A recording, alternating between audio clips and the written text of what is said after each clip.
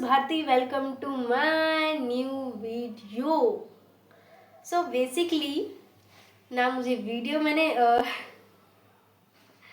क्या बोलना है ये इससे पहले मैंने सोचा ही नहीं है। बस मोबाइल में कैमरा उखाड़ाया, बस मोबाइल सामने रखा, वीडियो ऑन की और बोलना स्टार्ट। मुझे नहीं पता मैं क्या बताने वाली हूँ इस सिनेरियो में। मैंने सोचा था कि मैं अपनी एक स्टोरी बताऊँगी, तो क्यों ना मैं आपको एक कोई स्टोरी बताऊं। पहले वीडियो रोक कर सोच लूँ कौन सी स्टोरी, फिर समझाती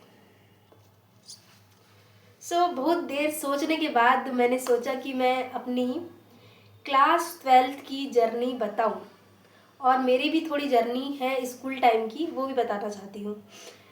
बेसिकली मैं ऐसी स्टूडेंट नहीं रही हूँ कि एकदम मैं टॉपर हूँ, एकदम जीनियस, ऐसी नहीं।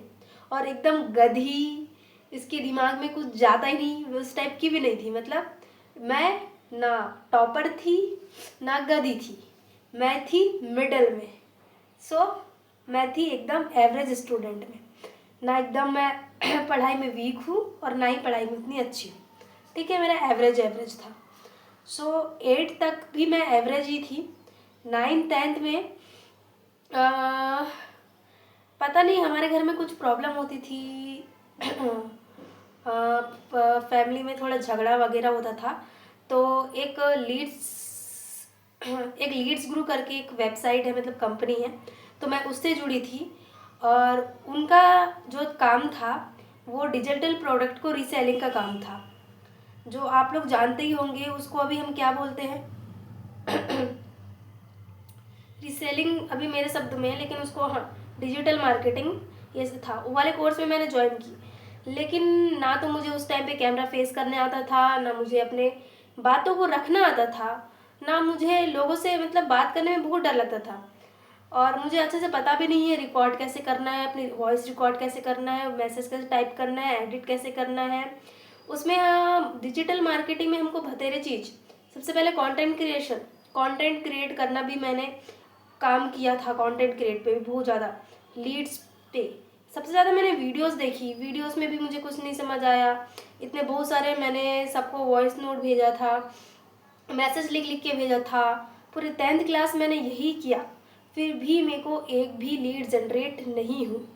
और वो मिनिमम मेरा मे बी 2300 रुपये या कुछ का गोल्डन पैकेज ऐसा करके था, वो मैंने ख़रीदा था। तो पहली मैंने अपने पापा की कमाई वहाँ लगाई मैंने, वहाँ इन्वेस्ट की, लेकिन रिटर्न में मुझे नॉलेज मिली। नॉलेज, सही बात है, नॉलेज उस टाइम पे जितनी नॉलेज मुझे थी डिजिटल मार्केटिंग, इंस्टाग्राम, ये सब की, मेरे फ्रेंड्स में से किसी को उसके बारे में नॉलेज नहीं थी कि डिजिटल मार्केटिंग क्या होता है, रीसेलिंग क्या होता है, कंटेंट क्रिएशन क्या होता है। और उसी टाइम पे पता है मैंने कंटेंट क्रिएट करते हुए समय ऐसे एक रिमिक्स करके ऑप्शन आता है, तो ऐसे ही रिमिक्स कर करके मैं डालती थी। तो मेरी एक फ़नी वीडियो, पता नहीं कैसे एल्गोरिथम ने क्या किया, वो वीडियो मेरी 2 मिलियन प्लस गई है। और उस पर लाइक भी हमारे मेरे लाख में आए हैं। कमेंट 800 कुछ थे, उसमें 800 प्लस कमेंट थे। तो ऐसा वो ऑलगोरिथम मेरे पे वर्क किया। ठीक है, इसे मैं बोली ठीक है यार, मेरे पापा के पैसे गए हैं, मैं मानती हूँ मेरे पापा के पैसे गए हैं, उससे मेरे को 0 अर्निंग हुई, लेकिन बेनिफिट बहुत हुआ, नॉलेज बहुत हुआ। ये मेरे लिए बहुत है। नॉलेज, पता है जीवन में नॉलेज कितनी इंपॉर्टेंट है। अगर मैं उस चीज़ में इन्वेस्ट नहीं करती तो मेरे को नॉलेज आती क्या, नहीं आती ना। नॉलेज नहीं पता चलता ना कि ये सब भी होता है, और ये भी नहीं पता चलता ना कि ऐसा करते करते फ्रॉड होता है। एक सेकेंड, हाँ आवाज़ ठीक करते हो। हाँ, तो तभी मैं 10th क्लास में थी। जैसे तैसे मैंने 10th निकाला। 10th में मैंने उतनी अच्छी पढ़ाई नहीं की, सिर्फ मस्ती मजाक। और वही मैं अपना जो कंपनी मैंने ज्वाइन किया था लीड्स ग्रुप, उस पर ध्यान था, कंटेंट क्रिएशन पे ध्यान था, पढ़ाई पे मेरा बिल्कुल ध्यान नहीं था। 10th तो जैसे तैसे मैंने निकाला है। उसके बाद 10th में मेरे परसेंट आए थे 74%, और मैथ्स में मेरे नंबर आए थे 34। जैसे तैसे तो मुझे उम्मीद भी नहीं थी कि मैं पास होंगी, मेरे को डर लग रहा था, लेकिन मैं 10th में पास हो गई। और भाई जब मैं 11th में आई, जब बारी आई तुम्हारा सब्जेक्ट चूज़ करने की कि तुम कौन सा सब्जेक्ट चूज़ करना चाहते हो, सारे मेरे जितने भी फ्रेंड्स थे, सारे यार उनको जो चाहिए था, उनके फ्रेंड्स जो चूज़ कर रहे हैं वो करना था। और मैंने 10th में जो डिजिटल मार्केटिंग ये सब किया था, तो मेरे को दिमाग में था कि मेरे को ये कोई एक किसी के नीचे जॉब तो नहीं करनी है, मेरे को खुद का अपना कुछ करना है। तो मैंने लिया कॉमर्स। कॉमर्स मेरी एक भी फ्रेंड नहीं ले रही थी, क्योंकि कॉमर्स था इंग्लिश मीडियम में।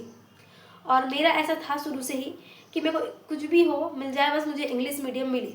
पता नहीं मेरे को इंग्लिश मीडियम का क्या क्रेज़ था, तो मैंने 11th में कॉमर्स इंग्लिश मीडियम में था। इंग्लिश मीडियम में मुझे 1 महीना परेशानी गई, उसके बाद तो सारी चीज़ें नॉर्मल हो गई। इंग्लिश कुछ हलवाई था, सब समझ आने लगा। ठीक है, हम चीज़ों के साथ खेलते हैं तो चीज़ें हमारी हो जाती हैं, चाहे एंड द एंड। ओके, तब से उसके बाद हमारे क्लास में एक लड़का था जिसका नाम था भविष्य दुम्बे।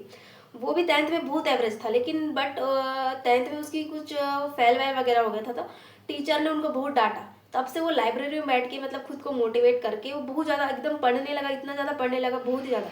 तो वो 11th में हो गया होशियार। मैंने बोली, जब ये इंसान होशियार हो सकता है, पढ़ सकता है, अपने परसेंट को इंक्रीज कर सकता है, तो मैं क्यों नहीं।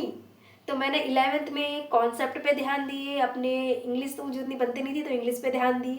इंग्लिश में इतनी मिस्टेक होती थी, इतनी स्पेलिंग मिस्टेक, ये सब उस पर। और तुमको पता होगा कि 10th में मेरे इंग्लिश में भी बहुत कम नंबर आते थे, क्योंकि इंग्लिश में क्वेश्चन आंसर क्या लिखेगा इंसान, हिंदी मीडियम वाला इंसान इंग्लिश में क्या लिखेगा, आप ही बताओ ना। तो उससे मेरी इंग्लिश सुधरी। अब आई मैं 12th में आई, इंग्लिश मीडियम से हो, इंग्लिश एग्जाम में मैं कुछ भी फेंक सकती हूँ, राइट। और हिंदी मीडियम वाला बच्चा इंग्लिश में क्या फेंकेगा, क्या ही फेंकेगा। तो मेरे फ्रेंड्स पूरे हिंदी मीडियम में, अलग स्ट्रीम में, ना कॉमर्स में। मैं फेंक के अपना कर रही हूँ। हिंदी इंग्लिश में भी मेरे बहुत अच्छे मार्क्स आए। अकाउंट्स, इकोनॉमिक्स, बिजनेस स्टडी तीनों मेरे कमांड में था। हिंदी तो हिंदी हलवाई करके हिंदी को छोड़ दिए। ठीक है, ऐसे करके मैंने बोर्ड एग्ज़ाम दिया। और बोर्ड एग्ज़ाम देते ही मैं आके घर में चेक करती थी कि मेरे कितने नंबर आएंगे, क्या आएंगे।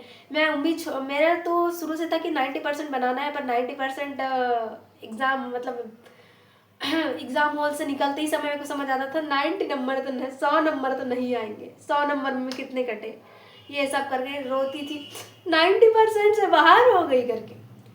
पर पता था 80 से ऊपर तो जाएंगे।